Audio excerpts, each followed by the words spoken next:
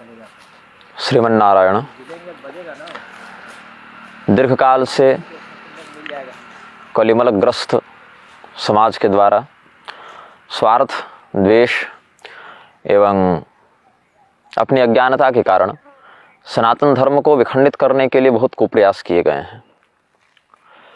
ये कुप्रयास कोई आज के नहीं, एक दो पीढ़ी के नहीं, अपितु बहुत दीर्घ काल से किए जा रहे हैं। जब पूर्व काल में सनातन धर्म को विखंडित करने के लिए तत्वों के द्वारा आक्रमण किया जाता था, आसुरी तत्वों के द्वारा आक्रमण किया जाता था, जब शास्त्रीय आर्ष ग्रंथों का हम अनुसरण करते हैं तो समझते हैं कि रावण, हिरण्यकशिपु, कंस, महिषासुर और भी अन्य शास्त्र विरुद्ध आचरण करने और करवाने वाले लोगों के द्वारा, जो स्वयं भी शास्त्र विरुद्ध आचरण कर रहे हैं और अगर कोई शास्त्र के अनुसार चलना चाहे तो उसको चलने भी नहीं देते हैं। शास्त्र विरुद्ध आचरण करते भी हैं और दूसरे को इतना विवश कर देते हैं, इतना प्रताड़ित कर देते हैं कि वह भी शास्त्र विरुद्ध आचरण करने में प्रवृत्त हो जाए, विवश हो जाए। ऐसी राक्षसी बुद्धि वाले लोगों के द्वारा सनातन धर्म को बीच बीच में खंडित करने का प्रयास किया गया। उसके बाद समयानुसार प्रबुद्ध लोगों ने, धर्मनिष्ठ लोगों ने उनका प्रतिकार किया। कुछ काल के बाद भारत ने यवनों का आक्रमण सहा। सनातन धर्म को तोड़ने के लिए, मंडित समाज को खंडित करने के लिए बहुत से अत्याचार किए। उसके बाद शक, हूण इत्यादि आए। उसके बाद इस्लाम का भारत पर आक्रमण हुआ, मिशनरियों का आक्रमण हुआ। बहुत दीर्घ काल तक ईसाईयत और इस्लाम से सनातन धर्मावलंबी लड़ते रहे, अपनी सुरक्षा करते रहे। जो नहीं कर पाए वो धर्म परिवर्तित करके विधर्मी बन गए। सनातन धर्म से अपना संबंध उन्होंने चाहे लोभ से, चाहे स्वार्थ से, चाहे भय से तोड़ लिया। आज उन्हीं की संतानें अपने आक्रमणकारियों के अनुसरण में अपने विवेक का प्रयोग न करते हुए सनातन धर्म को खंडित करने का प्रयास कर रही हैं। जिन आक्रमणकारियों ने जिनके पूर्वजों के साथ बलात्कार, हिंसा, लूटपाट और भी विविध अत्याचारों का व्यवहार किया, उन्हीं के संतानें आज, जब डर के पूर्वजों ने धर्म परिवर्तन कर लिया, भय के कारण कर लिया, लोभ के कारण कर लिया, तो आज उन्हीं की संतानें स्वयं को उनका वंशज बताते हुए, आक्रमणकारियों का ही समर्थन करते हुए सनातन धर्म को ध्वस्त करने का प्रयास करती हैं। तो कभी हम इन्हें राक्षस कहते थे, कभी यवन कह दिया। वृत्ति तो वही है, अलग अलग योनियों के आश्रय लेकर तो अधर्म अपना विस्तार करने का प्रयास करता ही है, अलग अलग संस्था के माध्यम से, अलग अलग व्यक्तियों के माध्यम से। वर्तमान में भारत में सनातन धर्म के लिए सबसे बड़ा खतरा जो है, सबसे अधिक सनातन धर्म को तोड़ने में जिसका योगदान है, उसको हम आजकल भारतीय न्यायपालिका के नाम से जानते हैं। कभी अंग्रेजों के नाम से जानते थे, कभी मुगलों के नाम से जानते थे, कभी हूण, शक, यवनों के नाम से जानते थे, कभी राक्षसों के नाम से जानते थे। वर्तमान में हम भारतीय न्यायपालिका में भी सारे लक्षण देख रहे हैं। हमारे सनातन धर्म की जो आदर्श सामाजिक मर्यादा का वर्णन शास्त्रों में है, जिसके कारण यह भारत इतना ओजस्वी, इतना गौरवशाली, इतना महान राष्ट्र बन पाया, अथवा जिसके माध्यम से हम इस भारत को पुनः वह गौरव प्राप्त करवा सकते हैं, उन सभी मानबिंदुओं का हरण करने का संकल्प ही जिस संस्था ने ले लिया है, उसे हम भारतीय न्यायपालिका के नाम से जानते हैं। भारतीय न्यायपालिका के पास कोई एक निश्चित परिभाषा नहीं है कि क्या उचित है और क्या अनुचित है। भारतीय न्यायपालिका अपने बल का प्रयोग करके कभी भारतीय संसद के ऊपर हावी हो जाती है, तो संसद वाले कहते हैं कि नहीं, कानून बनाना तो हमारा काम है, तुम तो बस कानून के आधार पर निर्णय दे सकते हो। तो संसद भी अपने बल का प्रदर्शन करती है, कानून के संरक्षण का उत्तरदायित्व हमारा है, इसीलिए तुम कुछ ऐसा कानून न बनाओ जो कि संविधान की मूल भावना के साथ छेड़छाड़ करे। यह कहकर न्यायपालिका अपना प्रभाव जमाने का प्रयास करती है। कुल मिला के सबको यही मानना है कि जो है सो हम ही हैं, हमसे ऊपर कोई नहीं, हमारे ऊपर किसी का हस्तक्षेप नहीं होना चाहिए, हम ही सबों के स्वामी हैं, हम ही सबों के अधिपति हैं, हम जो कह दें वही सही है और हम जिसका विरोध कर दें वही गलत है। चार व्यक्ति अगर कोई काम कर रहे हैं तो अपराध हो जाता है, चार व्यक्ति अगर कुछ कर दें तो अपराध हो जाता है, और उसी को अगर 40 लाख लोग कर दें तो मजबूरी में वही कानून बन जाता है। कुछ समय पहले तक 377 धारा समलैंगिकता के लिए प्रसिद्ध थी, 4 व्यक्ति करें तो उसको जेल में डाल दिया जाता था। आज वही धारा हटा दी गई। क्यों हटा दी गई? क्योंकि भैया हमारे घर परिवार में समलैंगिकता व्याप्त हो गई। ऐसा जब नेताओं ने, मंत्रियों ने, अधिकारियों ने, अफसरों ने, न्यायाधीशों ने देखा तो कहा कि अरे भैया ये तो हमारे ऊपर कानून लागू हो जाएगा, तो जो कानून हमारे ही विरुद्ध खड़ा हो सकता है उस कानून को ही समाप्त कर दो। ये तो इनकी संवैधानिक निष्ठा है कि जो कानून हमारे विरुद्ध प्रयोग किया जा सके उस कानून को ही समाप्त कर दो, और जिस कानून से जनता का यथेष्ट शोषण किया जा सके उस कानून को और पुष्ट करो और बढ़ाओ। भारत में जो न्याय व्यवस्था हम पुराणों में देखते हैं, स्मृतियों में देखते हैं, महाभारत इत्यादि में देखते हैं, पूर्व के नीतिकारों ने जो आदर्श समाज की परिकल्पना की थी, नारद स्मृति के आधार पर, मनुस्मृति के आधार पर, याज्ञवल्क्य की स्मृति के आधार पर, ये सब व्यवस्थाएं हजारों हजार वर्षों से भारत में थीं और भारत को गौरवान्वित कर रही थी। लेकिन यही जो न्यायपालिका अभी आए हुए, जिसको 100 वर्ष भी नहीं हुए हैं, ये संपूर्ण तया उन सभी मानव बिंदुओं का हनन करने का प्रयास करती है और अंग्रेजों के द्वारा बनाए गए कानून को पुनः इस स्वतंत्र उपाधि को धारण करने वाले भारत में भी लागू करने का प्रयास करती है। इनका बोली, विचार, व्यवहार, आहार, वेशभूषा, दिनचर्या किसी भी प्रकार से भारतीय नहीं देखने को मिलती। यहाँ तक कि कई बार तो यह भी कह दिया जाता है कि इस अदालत की भाषा अंग्रेजी है, यहाँ हिंदी में बहस न करें। ऐसा भी घटनाक्रम इसी भारत देश के न्यायपालिका के अदालतों में देखा गया है, जहाँ यह कह दिया जाता है कि इस देश में ये जो अदालत है इसकी भाषा अंग्रेजी है। यहाँ से हजारों किलोमीटर दूर बैठे एक टापू में जो अंग्रेज रहते हैं, उन्होंने भारत के ऊपर जितना अत्याचार किया, जितना मर्दन किया भारतीय संपदा का, चाहे बौद्धिक संपदा हो चाहे भौतिक संपदा हो, उन अंग्रेजों के द्वारा प्रवर्तित उतने दूर की विदेशी भाषा को यहाँ पर अदालत में न्याय के लिए प्रस्तुत करने के संदर्भ में जो न्यायाधीश कहते हैं कि हमारी अदालत की भाषा अंग्रेजी है, उनको बिल्कुल लज्जा नहीं आती है कहने में। यद्यपि भारत में ऐसा नहीं कोई हिंदी जानते नहीं या ऐसा नहीं हिंदी बोलते नहीं, लेकिन दिखाने के लिए कि हम कितने उन्नत हैं, कितने विशिष्ट हैं, अंग्रेजियत का प्रसार करते रहते हैं।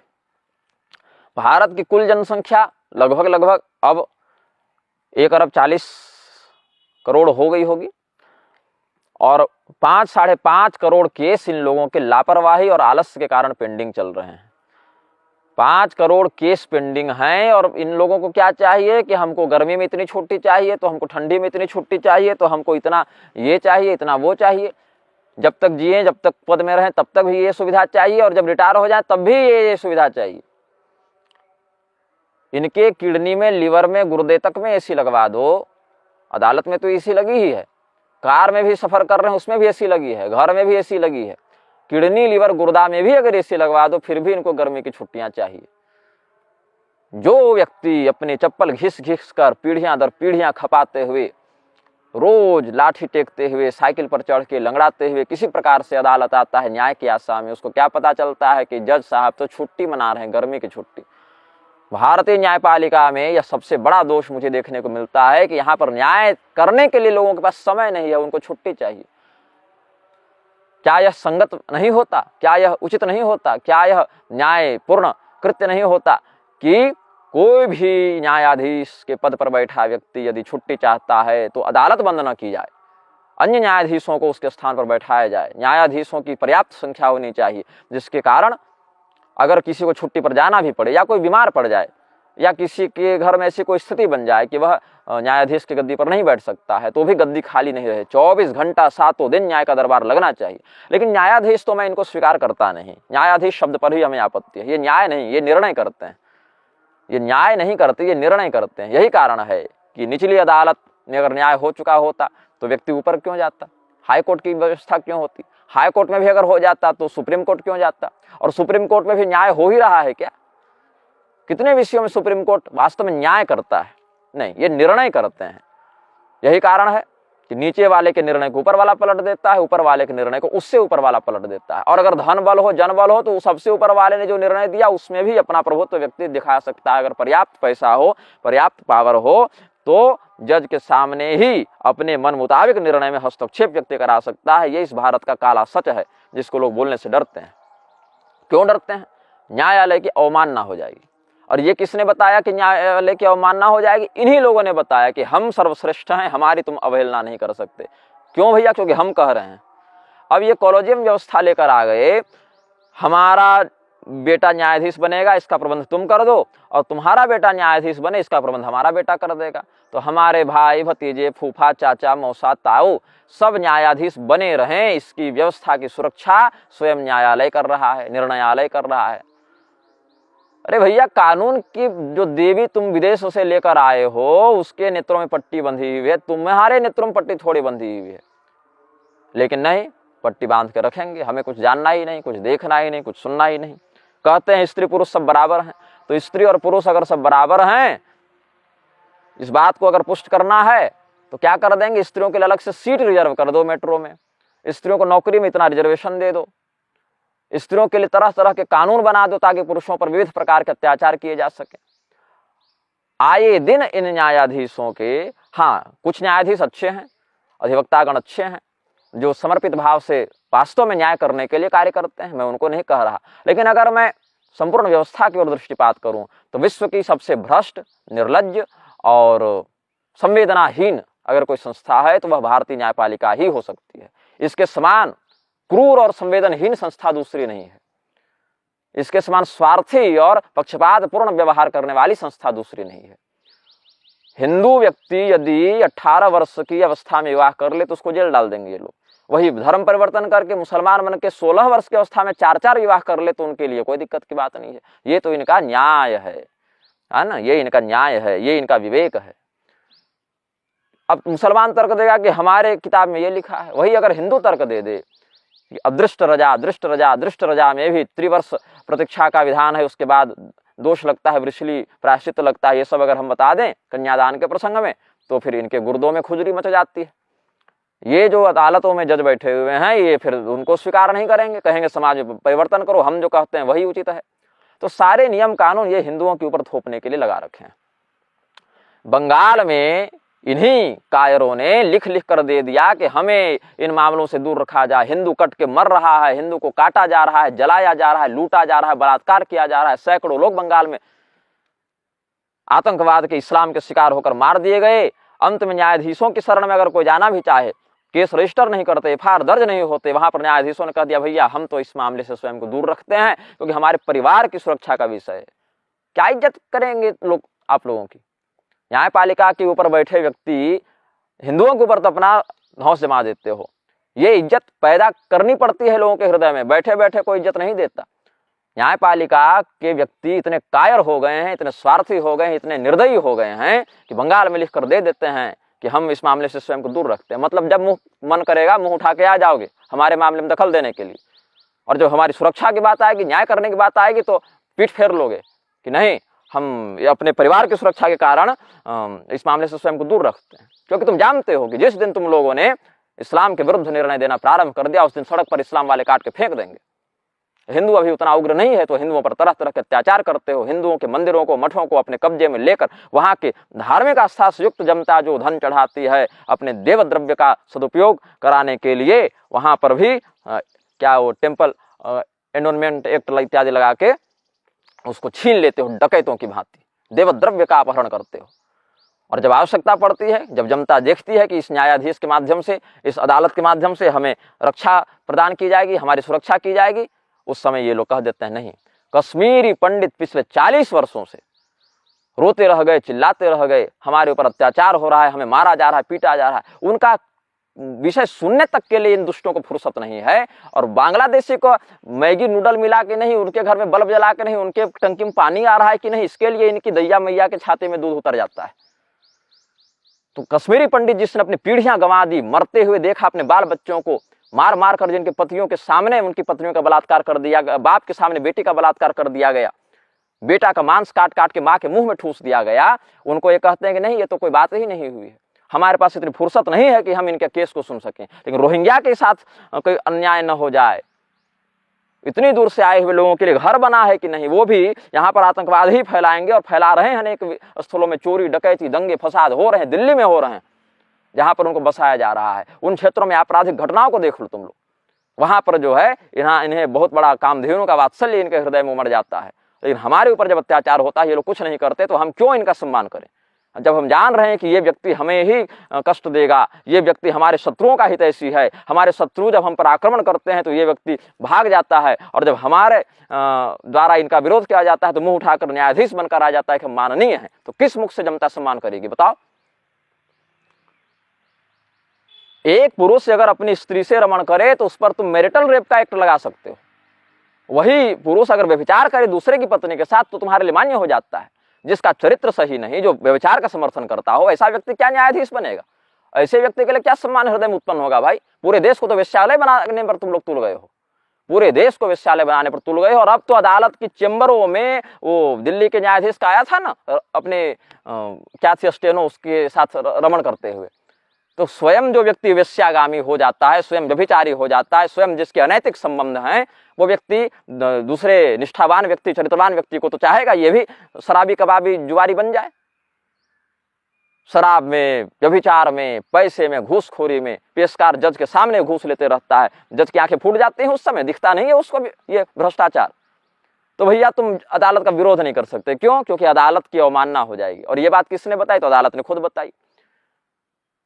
बड़े कृपाल जी ने छोटे चंद्रचूड़ को बना दिया जज, चंद्रचूड़ ने कृपाल को बना दिया, कृपाल ने फिर चंद्रचूड़ को बना दिया। तो तुम हमारी खुजलाते रहो, हम तुम्हारी पीठ खुजलाते रहेंगे, और दोनों मिलकर जनता पर अत्याचार करेंगे।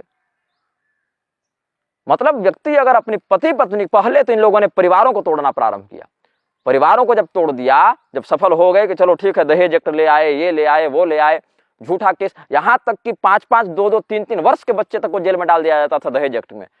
2 वर्ष का बच्चा भी, 2.5 वर्ष का, 3 वर्ष का, गर्भवती महिला भी अगर घर में है, सबको जाकर जेल में डाल दो। नहीं जानते हैं लोग क्या क्या कानून के नाम पर अत्याचार हुआ है हिंदुओं के साथ। एलिमनी के नाम पर पति पत्नी में झगड़ा करा दो। अब तो ये हो गया है कि एक ही महिला 4 जगह विवाह करती है, दहेज लेती है, सबसे 20 लाख, 30 लाख, 50 लाख लेती है और करोड़पति बनकर ऐश करती है। पुरुष कहाँ रोने जाए? सड़क पर चलता हुआ एक पुरुष अगर महिला को उसकी गलती होने पर भी थप्पड़ मार दे तो महिला आयोग जग जाती है, और वहीं पर सड़क चलती महिला पुरुषों के साथ अगर अत्याचार करे तो लोग हंस देते हैं, अरे कैसा पुरुष है, मार खा गया। ये तो मान लीजिए ठीक है, अगर कोई लड़का नहा रहा है और किसी लड़की ने उसका फोटो खींचकर स्कूल में वायरल कर दिया, उसके लिए क्या दंड विधान है? कुछ नहीं। और वही अगर लड़का लड़की का कर देता तो 75 तरह के पोस्को लगाओगे, और ये लगाओगे और वो लगाओगे। तो तुम लोग काला कोट पहनकर जो आते हो उससे अच्छा पेटीकोट पहनकर क्यों नहीं आ जाते? जब इतना ही स्त्रियों के प्रति स्त्रैण भाव व्यक्त हो गया है, यहाँ तक कि संपूर्ण समाज को तुम पहना दो साड़ी और पेटीकोट, फिर पुरुषों की कोई आवश्यकता ही नहीं है। तो जो भी विधर्मीगण हैं अब वो न्यायपालिका पर ऐसे काबिज हो गए हैं, ऐसा कब्जा कर चुके हैं। प्रशांत भूषण के समय तो तुम लोग को कुछ नहीं हुआ, 1 रुपया देकर आ गया और माना मुंह पर गाली दिया और 1 रुपया देकर आ गया कि यही तुम्हारी औकात है, लो। उस समय तो कुछ नहीं कर सके, क्योंकि वकील अगर साथ ना दे तो जज का घर कैसे चले? दोनों का तो 60 गांठ रहती है ना। मैं पुनः कहता हूं, अदालतों में कुछ लोग अच्छे हैं, लेकिन वो इतने कम हैं, इतने कम हैं, इतने कम हैं कि उनका कोई व्यापक प्रभाव समाज पर नहीं पड़ रहा है। विवाह की उम्र हिंदुओं के लिए पहले 18 वर्ष थी। 2 वर्ष पहले तक 18 वर्ष की कन्या से आप विवाह कर सकते थे, आज बदल के 21 कर दी गई, तो आज कानूनन अपराध हो गया। तो कानूनन अपराध हो गया। छत्तीसगढ़ की बिलासपुर की बात है, एक महिला अपने बेटे का रिश्ता तय कर रही थी, पुलिस आ गई, महिला को हार्ट अटैक आ गया, वो मर गई बेचारी तुम्हारे कानून के चक्कर में। वही अगर मुसलमान होते हो, 4 विवाह तुम्हारे मुंह के सामने बैठ के रंग से करता 16-17 वर्ष की उम्र में, और तुम कुछ नहीं कर सकते, तुम खांस नहीं सकते, क्योंकि कानून कुछ नहीं होता, कानून एक भ्रम है। जो होती है जनता की सत्ता होती है, जनता की ताकत होती है। जब देखा कि परिवारों में एकता है, हिंदू धर्म को तोड़ना मुश्किल हो रहा है, तो पहले परिवारों में विखंडन उत्पन्न करो। उसके बाद जब हिंदू मैरिज एक्ट ले आओ, हिंदू कोड बिल ले आओ, जब परिवार टूटने लगे, लेकिन देखा चलो पति पत्नी में भी एकता है, तो कह दिया अब नर और मादा में इनको परिवर्तित करो, पति पत्नी का दाम्पत्य भी खंडित कर दो। कोई भी स्त्री किसी पुरुष के साथ व्यवहार करे, रमण करे, कोई भी पुरुष किसी स्त्री के साथ व्यवहार करे, या कोई भी विचार की धारा इस पर लागू नहीं होती, केवल आपसी सहमति होनी चाहिए। लेकिन पति पत्नी अगर रमण करे तो मैरिटल रेप का तुम कानून लेकर आ जाते हो।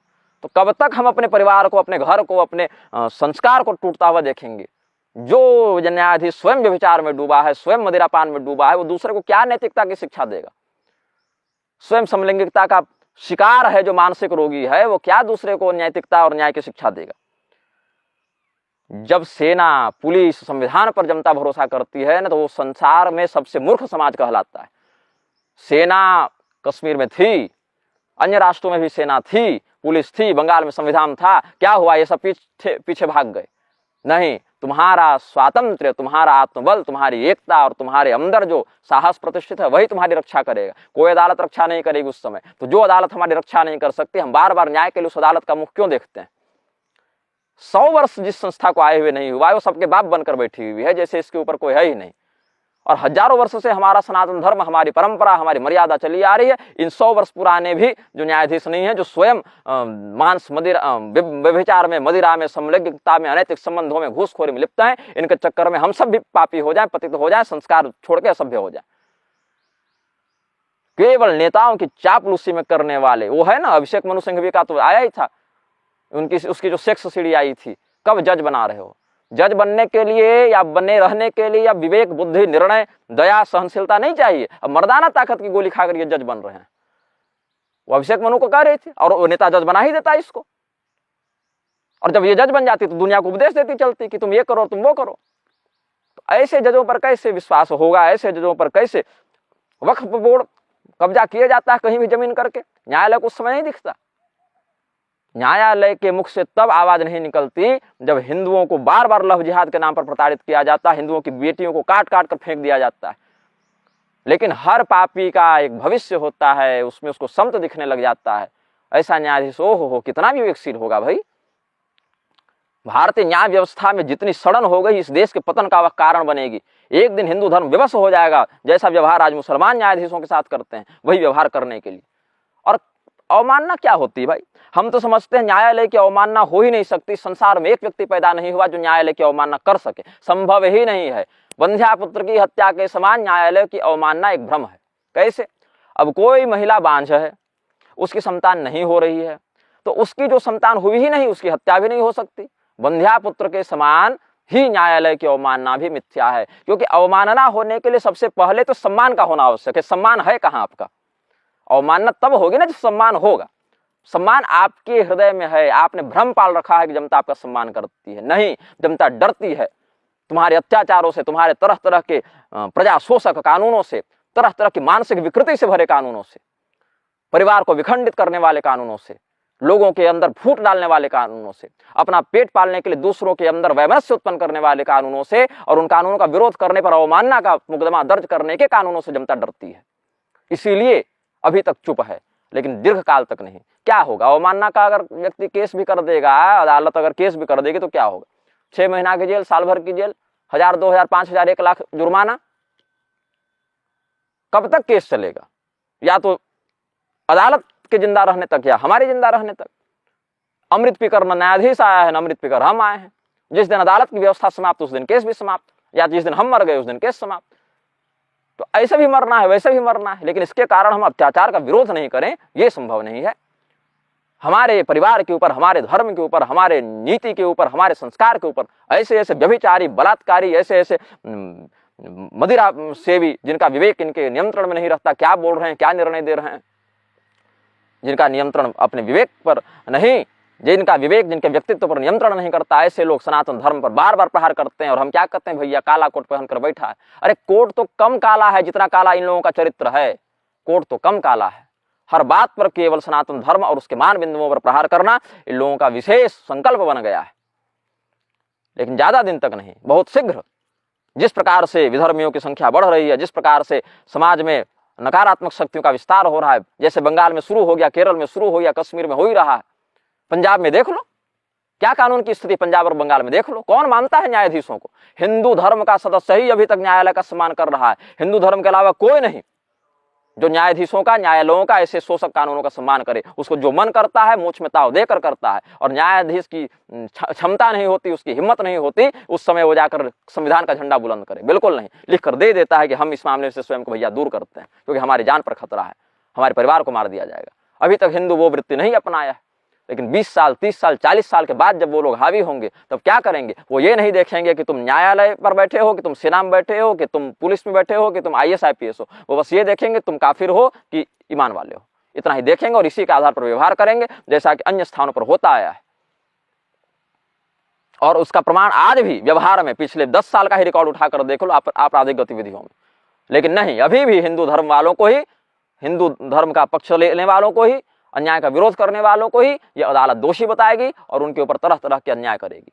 सनातन धर्म की न्याय व्यवस्था यह कहती थी, प्रत्येक जाति से संबंधित विवाद का निपटारा तो उसी जाति के व्यक्ति और मुखिया कर देते थे। वहां पर अगर निर्णय न हो पाए तो फिर राजा के पास जाते थे, शासक के पास जाते थे। शासक अपने मंत्रिमंडल के साथ व्यवस्था करके विधिपूर्वक न्याय करता था, जिसमें उस जाति के उस विषय के विशेषज्ञ भी उपलब्ध होते थे, उनके उपस्थिति में वो निर्णय किया जाता था। याज्ञवल्क्य स्मृति, नारद स्मृति, महाभारत का राजधर्म पर्व, शुक्र नीति, चाणक्य नीति, कामंदकीय नीति, ये सब पढ़ना चाहिए आजकल के न्यायाधीशों को, लेकिन पढ़ते तो है नहीं। केवल चापलूसी में लगे रहते हैं नेताओं की। नेता करते हैं जज की चापलूसी, जज करता है नेता की चापलूसी। एक कानून बना देता है, एक कानून को लागू करवा देता है, और अगर कभी टकराव हो जाए तो अभी तो न्यायाधीशों ने यह तक कह दिया, जो हमारे उपराष्ट्रपति हैं उन्होंने जब कोलोजियम व्यवस्था पर जब प्रश्न चिन्ह लगाया तो कह दिया कि तुम कोलोजियम पर नहीं बोल सकते हो, ये तो न्यायालय पर आक्रमण है।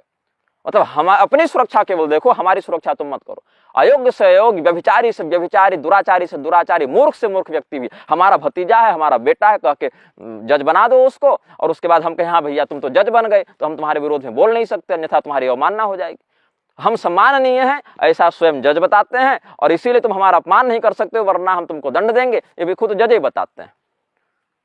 तो स्वयं अपने आप को सम्माननीय मानने वाला व्यक्ति तब तक सम्माननीय नहीं होता जब तक जनता के मध्य न्याय का प्रसार करके वह सम्मान को अर्जित न करे। पाल घर में साधुओं को पुलिस की उपस्थिति में पुलिस के सामने पीट पीट कर मार दिया गया, आज तक कोई ढंग का निर्णय नहीं दे पाई अदालत। अरे ये तो 2 साल पहले घटना है, यहाँ तो 50-50 वर्ष पहले के केस पेंडिंग है। यहाँ पर तो 30-30, 35-35 गवाह खड़े होकर कह रहे हैं कि बिशप ने रेप किया है, 3-3 साल से गवाही दे रहे हैं, कोई मुकरा नहीं, लेकिन न्यायालय उसको बाइज्जत बरी कर देता है। ये तो धूर्तता है न्यायालय में बैठे हुए इन दुराचारियों की। सम्मान करेगा व्यक्ति, लेकिन सम्मान पाने लायक काम तो करो। अवमानना उसकी होती है जिसका कोई सम्मान होता है। सम्मान पहले अर्जित तो करो, बाद में कहना कि अवमानना हो रही है कि नहीं हो रही है। और अवमानना अगर हो भी रही है, उसका तुम्हें क्षोभ भी है, तो निरीक्षण करो कि किस कारण से जनता के मन में यह आक्रोश है, क्यों जनता हमसे संतुष्ट है, कौन से कर्तव्य में हम चूक रहे हैं। इसका विवेक पूर्वक समीक्षा करें प्रबुद्धजन, तब जाकर वो सम्मान जनता के हृदय में स्वयं उत्पन्न होगा। केवल कह देने से कि हम सम्माननीय हैं और केवल हमारे विरुद्ध निर्णय दिया जाए, हमारे ही संस्कार को, परिवार को बार बार तोड़ने का प्रयास किया जाए, इस स्थिति में जनता चाह भी लेगी तो सम्मान नहीं कर पाएगी। कभी न कभी तो वो विस्फोट होगा, और जब वो क्रोध बाहर विस्फोट के रूप में आएगा तो फिर कोई रक्षक नहीं बचता है। बड़ी बड़ी सत्ताएं पलट दी जाती हैं। सत्ता किसी का स्थायी नहीं, न राजतंत्र स्थायी है न लोकतंत्र स्थायी है। लोग राजतंत्र से संतुष्ट हुए तो लोकतंत्र ले आए, लोकतंत्र से असंतुष्ट होंगे राजतंत्र ले आएंगे। जब राजतंत्र वाले थे तो कहते थे कि अब लोकतंत्र कभी नहीं आएगा, कैसे आ जाएगा। अब लोकतंत्र वाले कहते हैं राजतंत्र कभी नहीं आएगा, कैसे आ जाएगा। लेकिन विश्व का इतिहास उठाकर देख लें, सत्ता आती है, सत्ता जाती है। जब तक व्यक्ति सत्ता में रहता है तब तक सोचता है कि हमारे ऊपर तो कोई नहीं, लेकिन जैसे जनता में संतोष होता है, सत्ता में परिवर्तन होता है, व्यवस्था में परिवर्तन होता है, और वो परिवर्तन होगा क्योंकि प्रकृति का नियम है। किसी के कहने या करने से तो रुकेगा नहीं। समय आएगा तो प्रकृति स्वयं करवट लेगी, स्वयं व्यवस्थाओं को परिवर्तित करेगी। लेकिन उस व्यवस्था परिवर्तन में आप बने रहें, आपका सम्मान सुरक्षित रहे, आपका स्थान सुरक्षित रहे, इसका निर्णय करना, इसका व्यवहार करना प्रबुद्ध व्यक्ति का लक्षण है। लेकिन स्वयं को ही सर्वश्रेष्ठ मानकर केवल ताबड़तोड़ अत्याचार और अन्यायपूर्ण निर्णय देते रहना, एक तरफा मानसिक विकृति का प्रदर्शन करते रहना, यह बुद्धिमान व्यक्ति का लक्षण नहीं है। 4 व्यक्ति करें तो अपराध हो जाता है, 40 व्यक्ति वही करें तो कानून बन जाता है। और फिर कानून जब बन जाए तो पहले जो अपराध था वो अब अच्छा बन जाता है। अब तो गर्भपात भी कराने की अनुमति दे दी इन लोगों ने। हिंदू लड़की 21 वर्ष तक विवाह नहीं कर सकती, मुसलमान लड़की 15-16 वर्ष में विवाह कर लेती है। यही कारण है कि हिंदू लड़की अच्छा विवाह नहीं कर सकती लेकिन व्यभिचार कर सकती है। अगर लड़का लड़की की सहमति है तो रमण कर सकते हैं, लेकिन विवाह नहीं कर सकते। विवाह कर लोगे तो गैर कानूनी हो जाएगा। कौन सा कानून टूट जाता है विवाह करने से भाई? मतलब वो लड़की शादी से पहले 10 लड़कों से संबंध बनाए और 10 जगह गर्भपात करे तो डॉक्टर को है अब नियम बदल के कि आप प्रशासन को सूचित भी नहीं कर सकते कि किस लड़के ने गर्भपात कराया। मतलब हमारी बहु बेटियों को सबको वेश्या बनाने पर तुल गया है ये न्यायपालिका का संस्थान। 21 वर्ष तक हिंदू की लड़की विवाह नहीं कर सकती, अगर कर लेगी तो जेल उसको हो जाएगी, उसके माता पिता को जेल हो जाएगी। लेकिन वही 10 लड़कों से अगर रमण करे और गर्भपात कराती रहे तो आप थाना को सूचित तक नहीं कर सकते।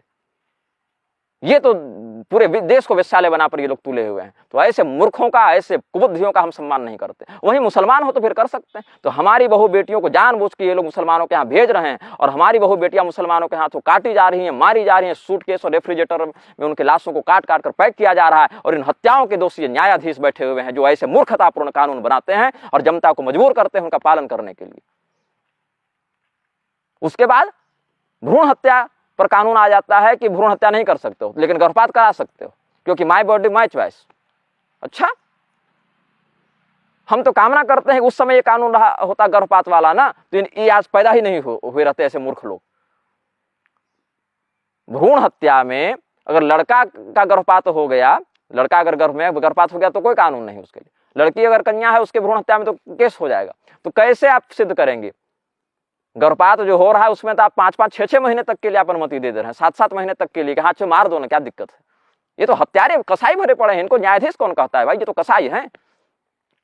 और उसके बाद फिर आप थाना को सूचित भी नहीं कर सकते, और अगर थाना को सूचित कर दिया गया तो इनका कानून टूट जाता है। हर दूसरा दिन तो ये कानून बदलते रहते हैं, वो भी केवल हिंदुओं के लिए सब लागू होता है। तो इस स्थिति में न्यायाधीशों का सम्मान जब है ही नहीं तो अवमानना कैसे हो जाएगी? अवमानना तो मैं कर नहीं रहा, क्योंकि अवमानना होने के लिए सम्मान का होना आवश्यक है। ऐसे कुकृत्यों में लिप्त न्यायाधीशों का सम्मान कहां से हो जाएगा भाई? अगर मुंह से कह भी दें कि भैया तुम बहुत अच्छे हो, लेकिन हृदय से तो सम्मान है नहीं। तो जो हृदय में है वही वाणी में होना चाहिए। हृदय में कुछ और, वाणी में कुछ और, ये उत्तम पुरुष का लक्षण नहीं है। तो हिंदुओं की जो लड़कियां हैं उनको जानबूझकर वेश्यावृत्ति में ढकेलने का पाप करते हैं ये लोग। उनके गर्भ में पल रहे बच्चे की हत्या का पाप करते हैं ये लोग। और उसके बाद जब विवाह हो भी जाए तो तरह तरह के कानून लगा के, यहां तक कि मैरिटल रेप तक का कानून लगा के, कंसेंट की बात करके। अब क्या हर व्यक्ति अपने संभोग से पहले रिकॉर्डिंग करके उसको रखेगा कि कंसेंट था कि नहीं, कि तुम्हारे यहाँ जाकर आवेदन देगा कि भैया हम करें कि नहीं करें? और भी शादी के बाद, शादी से पहले कोई दिक्कत नहीं है इनको। कितनी स्थिति में महिलाओं को फांसी की सजा हुई, इतनी हत्याएं महिलाओं के माध्यम से हो गई। कितनी स्थिति में फांसी हुई महिलाओं को, कितनी स्थिति में लड़कियों को, अगर लड़का और लड़की में हुआ है, लड़का अगर कह दे कि हमारा कंसेंट नहीं था, तो क्या लड़की पर तुम रेप का करोगे? नहीं करते हो ना। तो फिर किस बात की समानता है यहाँ पर? किस बात के लिए समानता समानता चिल्लाते रहते हो? तो न्यायाधीश के पद पर बैठा हुआ व्यक्ति प्रबुद्ध हो, विवेकी हो, नशेबाजी से दूर हो, व्यभिचार से दूर हो, नैष्ठिक हो, सदाचारी हो, तब न्याय कर सकता है। लेकिन यहाँ तो केवल शराबी, कबाबी, जुआरी, घूसखोर, व्यभिचारी, वेश्यागामी भरे पड़े हैं। केवल काला कोट पहन लिए और न्यायमूर्ति अपने नाम के आगे लगा लिए तो ये न्याय की मूर्ति बन जाएंगे? नहीं, ये निर्णय देते हैं और निर्णय में पद का, प्रभाव का, पैसे का बहुत बाहुल्य होता है। और ये काला सत्य न्यायाधीश भी जान रहा है, अधिवक्ता भी जान रहा है, पेशकार भी जान रहा है, वादी भी जान रहा है, प्रतिवादी भी जान रहा है, लेकिन कोई कहने का साहस नहीं करता, क्योंकि कहने के कारण अवमानना का केस हो जाता है। अरे कब तक केस करोगे? जब तक हम जिंदा हैं तब तक, चाहे तुम जिंदा हो तब तक, इतने तक ना केस चलता है। तो उस नश्वर संसार के लिए बार बार अत्याचार सहना और बिना अत्याचार का विरोध किए मर जाना कायरों का लक्षण है, बुद्धिमानों का नहीं। श्रीमन नारायण।